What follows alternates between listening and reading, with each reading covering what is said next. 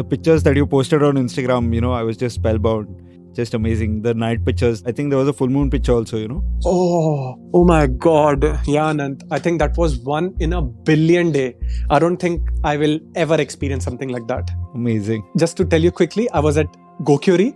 I didn't plan anything. I'm like, okay, if my health stays okay and if weather stays fine, let's just go for sunset. I love going for sunset. So I'm like, okay, let's plan. So I reached in good time at Gokyuri after crossing Chola Pass. Okay. So 2 o'clock I reached Gokyo. 3 o'clock I pushed to Gokyuri, which is again at 17,600 feet. I climbed all the way up and saw this amazing sunset from there.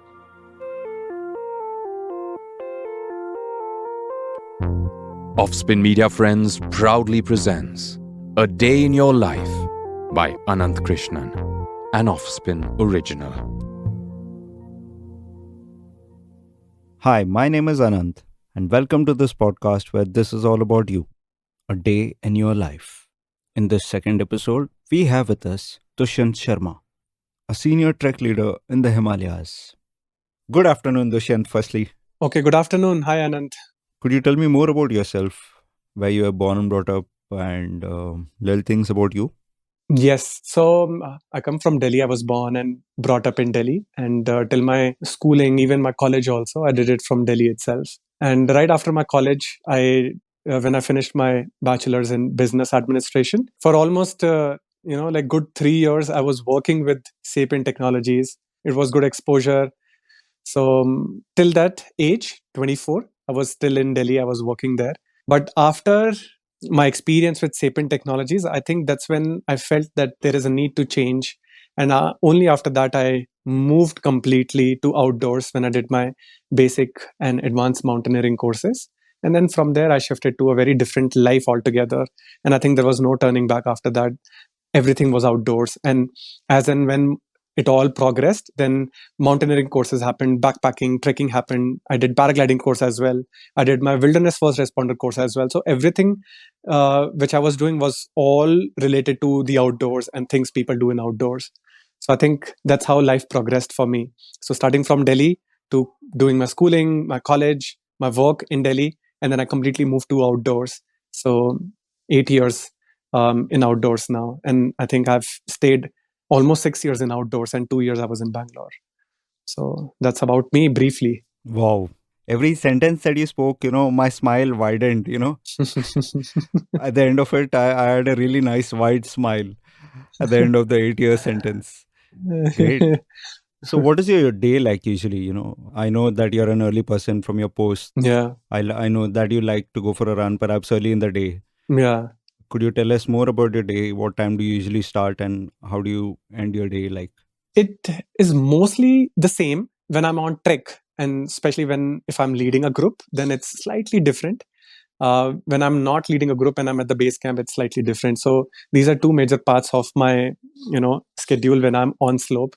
With trekkers, it's just so packed.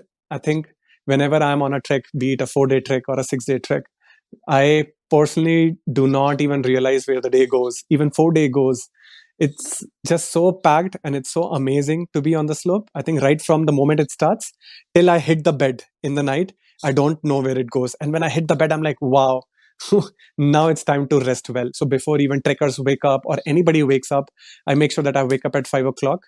By 5:30, I freshen up and then I just push for my run. If I'm at the campsite, I'll just run out around the campsite or just go deep in the forest. If I'm at the base camp, then I will just quickly go run, finish my 5 kilometer run. And then right after that, the day starts. Trekker starts waking up. They have chai, and then we start talking and discussing, and then we start getting ready for the day. What is going to happen on the day's trek. Then when we hit the trail, then the day is all yours. You are on the trek, and then you are enjoying whatever the nature has to offer you, whatever the weather has to offer you, even the people around you.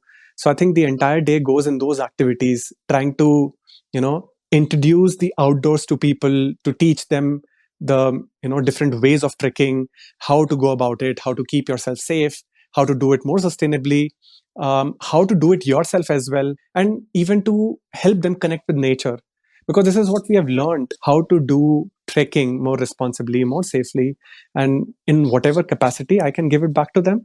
This is how the trek goes. And usually the day is all packed.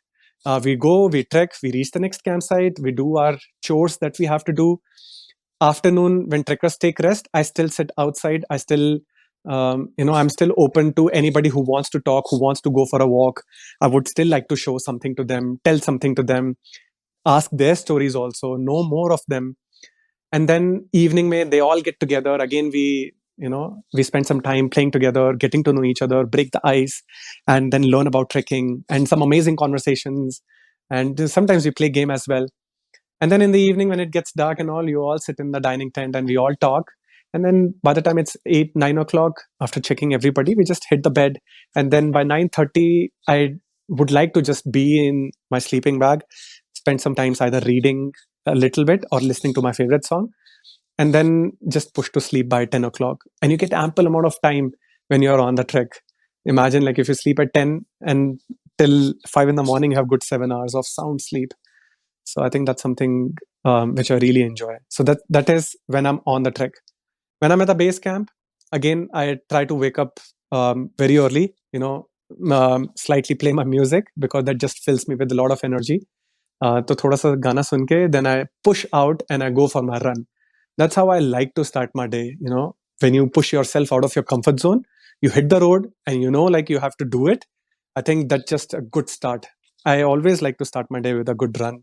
And then after that, at base camp, you have office work. It starts at 9 o'clock. Breakfast ke baad, we start with our work. So it's not like when we are not trekking, we don't have work. Our day is always packed. We are always working. Of course, we take a day off as well. But 9 till 5:36 in the evening, we are working. And sometimes if weather goes here or there, you don't know when you have to go up also. When there is some emergency, you have to be always on the toes. So it's very packed when we are on trek and on slope also. So that's how my day is mostly, Anant. Wow, super interesting, super interesting. So how is it like to take like a team of say 20 odd people, into a remote high altitude mountain? How do you usually prepare for it, and what are the challenges that you might face? A lot. Even though I have moved slightly away from trek leading now, but I think that is one role which I still cherish the most. I still enjoy leading a group, and it is challenging, be it leading beginners on an easy trek or even taking some experienced trekkers on a moderate difficult trek also, because there are so many variables. The people themselves, you don't know who all are coming for the trek. When you have 20 team members, they're all coming from different places, different age groups, different lifestyles, different languages, different mindsets, different expectations. So many variables with people itself. And when they come for a trek, you have to bring them together as a team. You have to break that ice as well. You have to make sure that their expectations are met as well. So that is just about the trekker. Then there are external things which are, of course, we can know of those variables, but we don't have control. Like we can't control weather. Like we can't control if AMS can happen to anyone. And it can happen anytime. Correct. Yeah, we can just prepare keeping in mind that acha weather forecast shows this, right? So we can just be ready for it. Ki acha wo hone wala hai. So let's just, prepare for it. So a lot of preparation goes behind the scenes before the trekkers even reach the base camp. And just to give you an example, let's say I'm leading a group to Kashmir Great Lakes. Mm-hmm. I get a list from my team members that 20 trekkers are coming, and it has all the details. It will have details like what is their age group, what's their BMI, their height, what treks they have done. We also ask for the fitness proof and which city they're coming from. So all these small information just gives me an idea where people are coming from, what is their fitness level, what is their experience. Right. So that just helps me build an idea that okay, this is what kind of a kind of a group which is coming to me. So I will just be mentally ready, and it helps me to spark a conversation with them. When I know 10 people are coming from Kolkata, I will spark a conversation with them about Kolkata, whatever I know. So it just helps me break that ice with them. Right. If I'm saying KGL I'm going, then I will check weather forecast for next 7 days, and I will go in detail, not just day wise kya hai. I will go in hours also. Mm-hmm. And it is possible. Before going on a trek, I can check for next 3 days what the weather is going to be like, and I will check every hour wise, and I will prepare myself. Okay, this day weather is showing not very great. Now what will be the plan of action? I have to keep it transparent with team members as well, that these will be the challenges. Then based on their fitness level also, I'll have to also keep checking by who's prone to AMS, who's prone to what corrective measures do I have to take. Interesting. So this is preparation. When we go on the trek, then I'm prepared. So I'm feeling confident. Yes, I can handle this group. But there will always be a surprise on the trek. So if that happens, you just have to stay calm.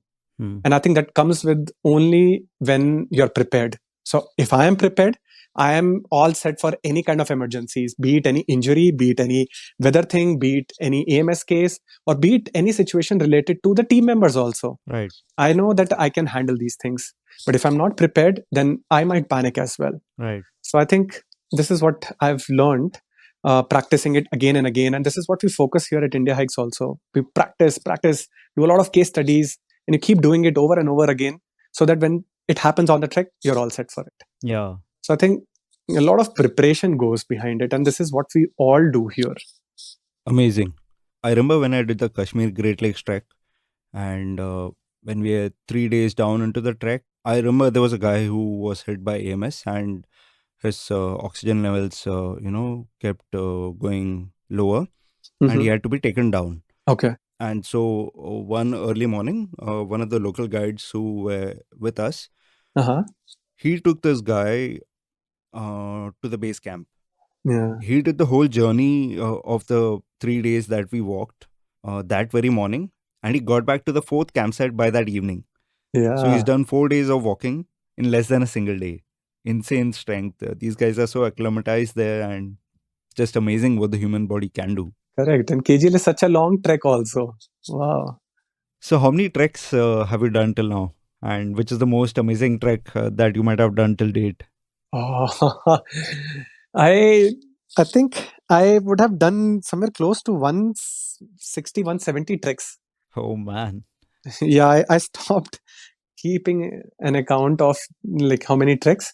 But I think till the time I was, like keeping a check, I think I reached 150. It was long back. So I think somewhere around that many treks. And amazing trek, if you ask me, I think that's very hard to choose because I can really think of all the amazing times that I've spent on almost all the treks, to be honest.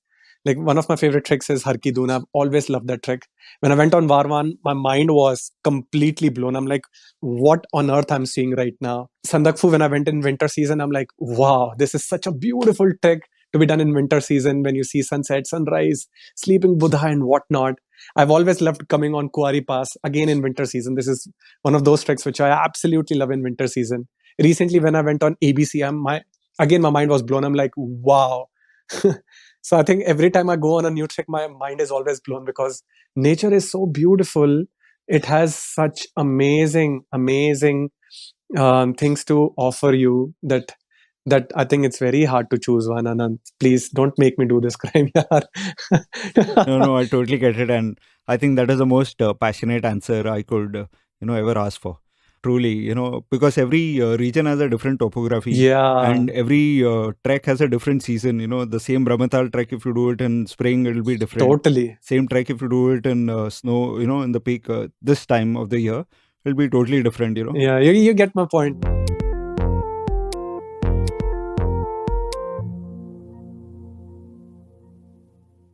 How was your recent experience of the 3 passes trek that you did in the Mount Everest region? Oh, it was brilliant. I think that one trek I was planning for a very long time. And I always wanted to do that trek by myself. I mean, it is challenging, but not very challenging. You have tea houses, a lot of people are on the trail, and it is very well marked. So you don't have to do, very hardcore trekking there. So I'm like, okay, I think I just want to experience it by myself. And that's what exactly I did on this trek. I went on this trek along with my partner. So 2 of us, we went on this trek and we had planned it for 17 days. We were going as per the schedule. Unfortunately, 7 days into the trek, she got bad AMS. Oh. And then from there, we had to come down. We had to almost like, we decided that, okay, let's just call off this trek because it doesn't make sense. Once you're hit by AMS and then again pushing up to 17,000, 18,000 and trekking at that altitude for a long period of time will not be good then. Right. So now that you've been mentioning AMS, could you tell me more what exactly AMS is? I'll explain in very layman terms like what AMS is. See, when we trek and when we push into the high altitude zone, which is defined anything above 8 to 9,000 feet, we enter the high altitude zone. Nothing much changes except the pressure. So air pressure, it decreases. With that comes a lot of changes in the atmosphere. So in each breath that we are taking, we are getting lesser molecules of oxygen. Okay. Oxygen still remains the same. The percentage still remains the same. It's just that in each breath, we are getting lesser amount of oxygen. Now, what happens? Anything above 9,000 feet, any human being, irrespective of age, what gender we have, nothing, we take time to acclimatize. Our body takes time to adapt to it. So as we keep going higher and higher, we always have to first adapt to that certain level of altitude. If we push very high in very short span of time, that's when our body starts to show some symptoms that I'm not okay at this altitude. So body shows some symptoms like headache, nausea, vomiting, lack of sleep, lack of appetite. And if it is not treated, it can even go to some very fatal things like pulmonary edema, cerebral edema as well. That can be very fatal, dangerous. One can die also if not treated. So we don't push. So if I have to briefly describe it, then AMS is something when your body is not acclimatized at a certain altitude, which is above 9,000 feet, we say that the person is hit by AMS. We suspect and we treat it as AMS only then. So we came all the way down to Namche Bazaar. I think it was almost, 9th or 10th day, we were back. Okay. And what altitude is Namche Bazaar at? I think Namche Bazaar is at 11,000. That is the second campsite of EBC trek. Okay. So EBC 3 passes. Namche is always the second campsite. Okay. And we went till Chukung. Chukung was at, I think, 15,500 feet. We went up till Chukung. Amazing. So from there, when she got AMS, we decided, okay, let's go back, and we came all the way down. And we took almost 3-4 days to come, timely, because we needed time to recover and get better also. And then we came down. Then I know there was very hard feeling of coming all the way till that point, spending so much of money as well. Yeah. Like a lot of questions are coming, like when will we be coming back, when we will be doing this again, and what to do now and all. But I think she was very supportive, and she said that, okay, I am feeling okay now, why don't you go and do the trek by yourself? And honestly, that conversation lasted for more than an hour and a half, and it was a very tough decision to make, because you have come together and you had planned it to do it together, but now one of us is going down, and the feeling is not very great. Right. It happens to trekkers also on trek when they come, their family, friends, and whatnot. Sometimes they all go back. Sometimes they part ways and be like, okay, I finish this and you go down. So I was in a situation like that, but with a very heavy heart and a lot of support from her. She pushed me that, okay, you go on the trek. And I left from there, and I left with a very heavy heart. And I know physically, I had acclimatized by then. Physically, I felt that I can do it also. I think emotionally, I felt down. Yeah. I walked out from that particular camp with a heavy heart. And first night when I reached the next campsite, I had those tears in my eyes. I'm like, my God, I didn't want to do it alone. And I'm here and I'm feeling so lonely right now. That night I couldn't sleep in my own room also. I slept in the hall with the staff members of that tea house. I'm like, I can't sleep in the room also. So first night was terrible when I trekked there. But from there, I just wanted to, enjoy the trek by myself. Then I like, okay, let's just go for it. Let's see what these next couple of days has to offer me.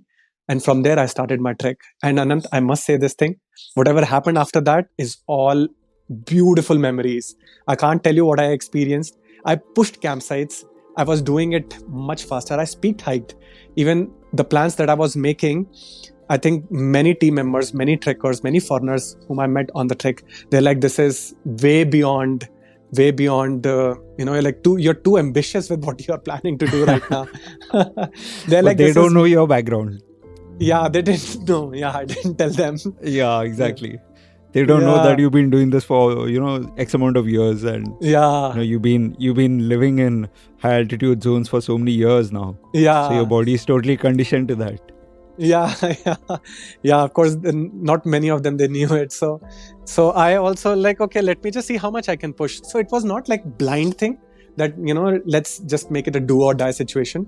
I was like, no, this shouldn't be sensible. If at any point of time you think you're not in a state to cross the pass or go that distance, there is always an option to turn around. So I kept one thing in mind: safety is first, and then let's just push. Right. And from there, when I went, oh my God, I pushed campsites, I skipped campsites, and then I did Namche to Namche, crossing all 3 passes, going to EBC, going to Gokyuri as well.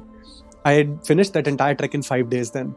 I think I trekked more than 120, 130 kilometers, and I crossed passes all above 17,000 feet, touching up to 18,000 feet, and covering distances, as much as 30 kilometers on some of the days as well. And I finished that entire trek in 5 days. Insane. And all the things that I experienced, I think they were just beautiful. Not like I did it very comfortably and easily. I did push my limits also.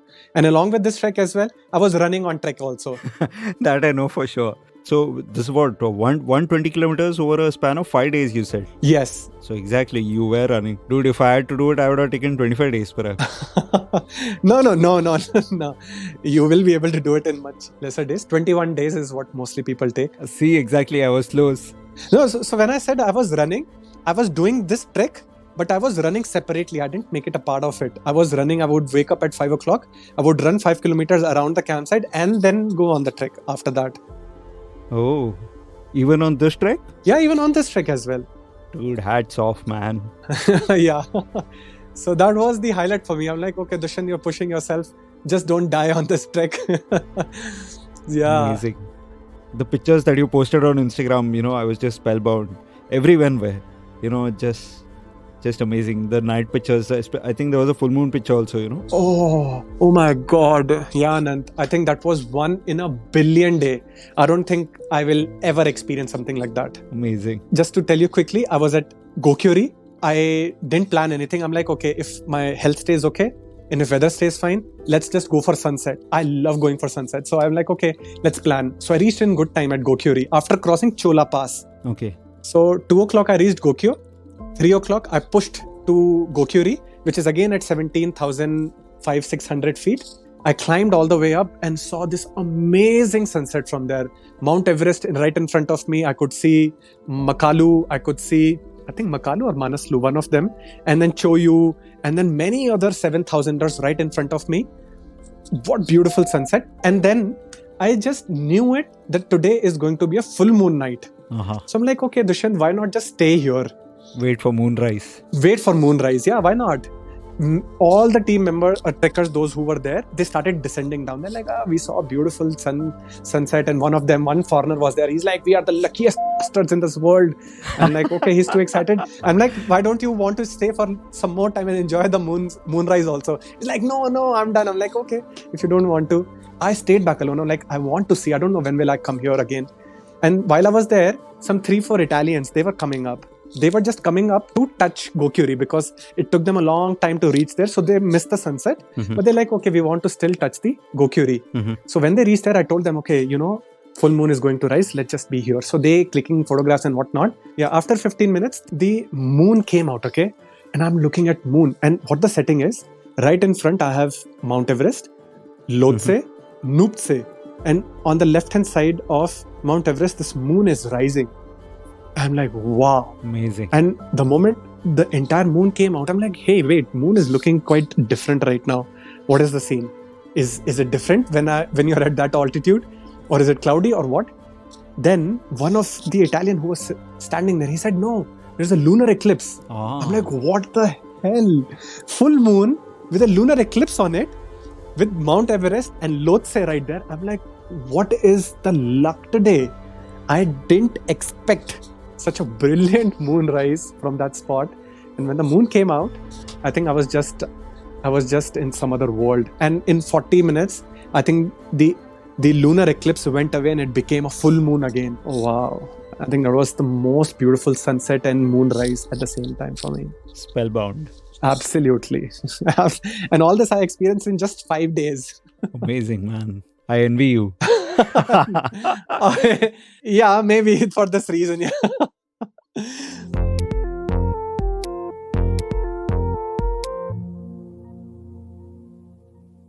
Dushyant, I know you love running, and you also mentioned that you run every morning in the Everest 3 passes trek that you did. Hmm. In fact, I started following you on Instagram for your running posts, your 5 a.m. running posts. Yeah, yeah. Could you tell us how important is running in your life? Yeah, of course. I remember, I started enjoying running when I joined India Hikes. I remember before joining here at India Hikes, I always disliked running, to be honest. But when lockdown happened, I think that's when I picked up running more seriously. And that's when 5 a.m. club also started. Mm-hmm. And it started because at that time, like to go out was not allowed, Right, when the lockdown happened. right. And I was running at my own terrace in Bangalore. I was in Bangalore at that time, and my back would start hurting because it was a small terrace, and I would be running in circles. It was painful. Yeah. So I was like, okay, Dushyant, you got to do something. So then what I thought that I will wake up very early in the morning at 4:30, Mm-hmm. 5 o'clock, I'll push out of home, finish my run in 25 minutes, and then come back home secretly. That's how that 5 a.m. thing just started. Okay. Mm-hmm. And I started liking it so much because I think slowly I got into a routine, a habit. It became a thing for me. It became so consistent that, okay, I think when the government lifted the lockdown, I'm like, okay, why not just continue with this 5 a.m. running club Mm-hmm. and just go with it, because it was beautiful. My routine was beautiful. I was sleeping in time, I was waking up early, and I had the entire day to myself as well. I was feeling very great also. From there, it was more about running in the beginning, it was more about the routine. But I think with time, it became a lot more than that. I was learning and exploring more about myself. I think it became a way to meet my own self while going through that journey. What is the importance of being consistent? What is the importance of being persistent with something? What is dedication? What all that mean, I could experience through running. And it got more and more difficult because I was in Bangalore. Then Mhm. after that, when lockdown uplifted, I came to the mountains, and in mountains it was more difficult. We started going on treks, and sometimes weather would be very extreme. Winter season, monsoon season, spring season, then handling trekkers. Sometimes I would go for the summit climb. Summit climbs are very long, Mhm. 10, 12 hours long day, and you're all exhausted. But if you have dedicated yourself to do something, you can't be like, okay, I can't show up. There are days when you're emotionally, physically feeling low, and you're like, no, not today. You break your mental barrier and you show up that day also. So I think that consistency started teaching me these lessons, and it gave me a mindset of never giving up. There were many lessons which I learned through that. So I think over these many years of running consistently, Mhm. right now I'm at my 620th day, I think, of running consistently. Insane. Yeah, I think before that also I had touched 400 days, and then for 10 days I got COVID, so I didn't move anywhere in that, and I gave up. I'm like, okay, no. And it gave me lessons to share with people around me as well. And I would advise people, I would tell people that, why don't you take a journey like this? If you don't want to take running, that's okay, but take a journey which you can take consistently. There are so many lessons hidden in it, and the more you push, the farther you go in it, the more you will know about yourself, more you will know about outside world as well. It's a journey inside and outside. So I think in the last 1 year I haven't pushed myself too much, but I have been consistent with my running. I haven't missed a single day. So I think that has been the highlight. And I think I would like to again pick up my pace, and pace as in I want to do more things and explore more now. So I think this is how this journey has been, a very great part of my life now. It has certainly become a lot more than just running now. Amazing. Very inspiring. Thank you. Also, have you or a team member faced any health situation on the mountain slopes? And if so, how did you handle that? Very recently, I think, let's call Buran Ghati wala evacuation. Mhm. And very as recent as October this year, I was leading a group on Buran Ghati. Uh-huh. And for some XYZ reason, two groups were trekking together. Okay. As in, we had two teams, but we were going simultaneously. Okay. And this was only after crossing the pass. So Buran Ghati is a very high altitude trek. It crosses at 15,000 feet. Uh-huh. And once you cross the pass on the other side, which is the Kinnaur side, you have this very steep, crazy, dangerous wall that you have to cross. You have to traverse that wall. And then once you get down, you have this very big boulder section that you have to cross, and you have to further descend down to the last campsite of the trek. Okay. And the next day after that, you finish your trek. I mean, you descend further down and you descend. Okay. So we were descending down from Buran Ghati, and one trekker from the other group, he lost his balance because his spikes, micro spikes, got stuck. Oh. And then he lost his balance, and then he fell. Oh. And he fell, and he couldn't protect himself. He was aged, okay? He was 6'2" height, and his age was somewhere, I think, around 58 or 60. And, Okay. like good heighted, well aged also, and pretty heavy also. He fell. And by the time I saw it from distance, I saw it from pass. Oh, somebody fell, somebody. And he's fallen on ice, huh? No, it wasn't ice. But then Okay. they had crossed a dangerous section, thank God. Okay. Okay. He fell on a very regular trail only. But what Okay. happened when he fell? No, he twisted both the ankles. Oh. And my God, I must tell you, by the time we reached there, both the ankles were blue and swollen. Oh man. They were not in good state. Okay. Just to tell you, when he got it checked after coming down, there were multiple ligament tear and one fracture in one of the sides also. So he got multiple serious injuries, and he was aged also, very tall and heavy as well. Now we are stuck. Okay. Now this uncle, because both the legs are injured and he's heavy, he's not able to cross the boulder section. It's not easy to cross boulders. Oh yes. Because constantly, you have to jump, you have to twist, you have to turn and whatnot.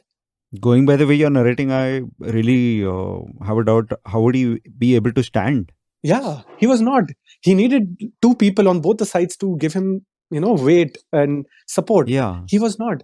I'm not joking. I know, Anant, you have crossed KGL, so you will know how boulder section feels. There is one boulder section, right? Oh yes, I remember that section.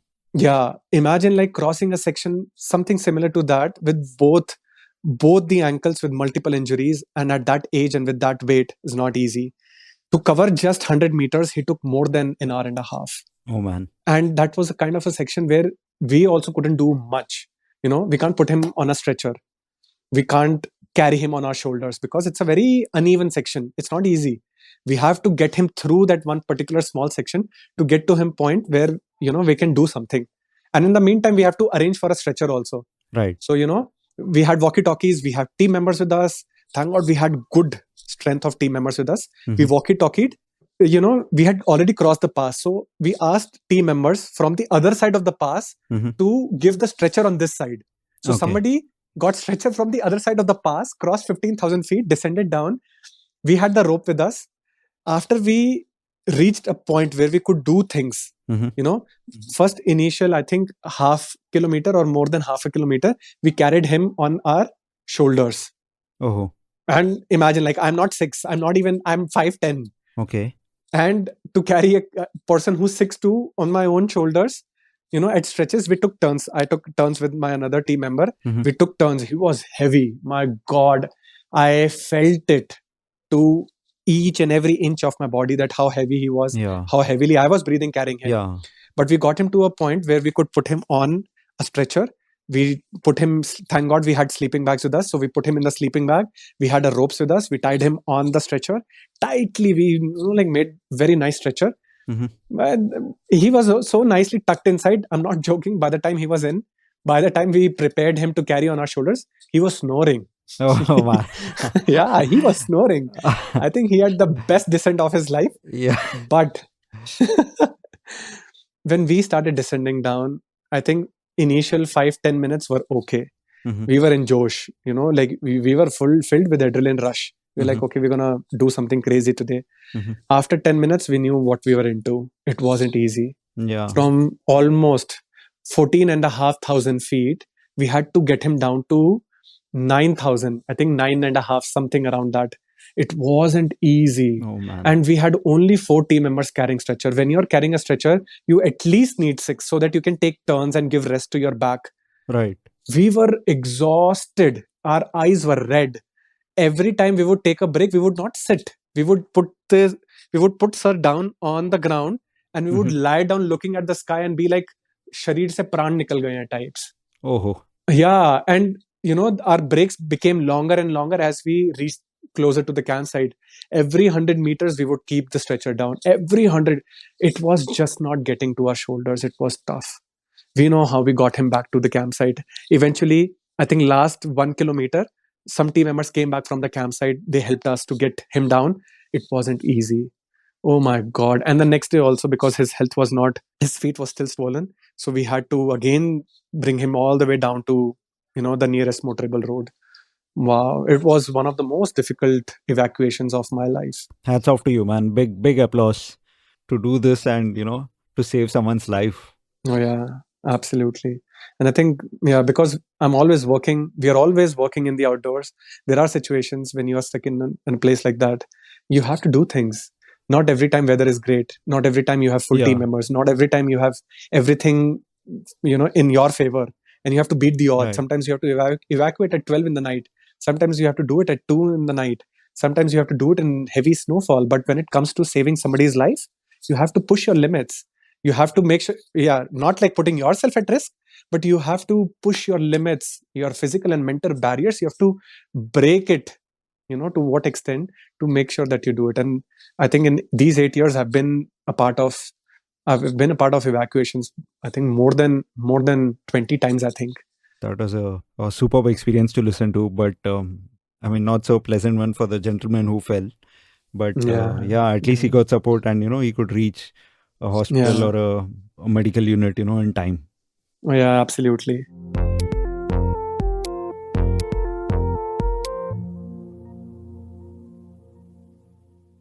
What advice would you have for trekkers from exploring hills in their own town or to get into something like what you are doing? I think, yes, I will give very basic advice to anybody who wants to come and experience outdoors. I think first thing is to prepare. Always come prepared physically. I see a lot of people don't prepare physically. They just come. See, we can't challenge mountains. Nobody can. We can only challenge ourselves. So always come prepared physically. Always know what you're getting into. So prepare for that as well. Whatever sport, if it is trekking, prepare for trekking. Know more what you have to prepare for exactly. So first is preparation.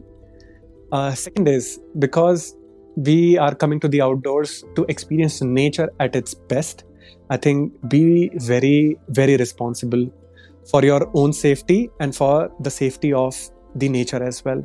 The little we can do is to trek responsibly, is to not harm the nature, to not trash the place, do not generate the waste in the first place. So whenever you're trekking, make sure that you prepare in a way that you're not generating waste. You don't travel at the cost of harming nature. Correct. Right? There are ways available in all the cities now. You can travel very sustainably. Pack your fruits, pack your dry ration in open, take your dabbas, carry a water bottle with you. All these small steps. Please take that. 100%. Yeah, don't be a burden where you're going. Be responsible and be, spread that thing to people and do it safely as well. So just know, if you're going with a group, just know that you're in safe hands. Like if anybody is coming with India Hikes, I know that we are taking care of their safety and we make sure that they know that they feel safe. So if you're going with an organization, just know that, what are the safety standards. And if you're doing it by yourself, know the basics of being in the outdoors. Know the basic first aid. Know about AMS if you're trekking in the high altitudes. Mm-hmm. So I think if you are well versed with this much, I think you're good. So prepare physically, prepare for what sports you're getting into. Second is be responsible and trek sustainably. And third is that you take care of your own safety as well. So just know those basics. So these three advices, I think I would like to give it to anybody who wants to start trekking. Amazing. I don't think a genuine advice can get any better, for everyone who wants to explore the outdoors or maybe just explore hills in the background. Yeah, absolutely. Awesome, Dushyant. That was the most amazing experience I had doing a podcast. Thank you. And especially since I love the outdoors and, I've been such a genuine fan of you on Instagram and, though we had this conversation for the first time, I think this was a very good one. Thank you, Anant. I think I would like to thank you for giving me this opportunity to talk about and share my experience. And I think it was a good reminder for me as well, and just going through what I've learned. So I think I can now share with anybody whom I'm going to talk to after this as well. So thank you for this. You just heard A Day in Your Life, an Offspin original, created and produced by Anant Krishnan. This show is live and available on Spotify, Apple Podcasts, Audible, Amazon Music, Saavn, Ghana, Wink, and every other place we thought hosted podcasts. Give the Offspin team a like, maybe a subscribe on their Instagram page, and be in touch. We love hearing from you. Keep listening to content from Offspin Media Friends, and keep glistening.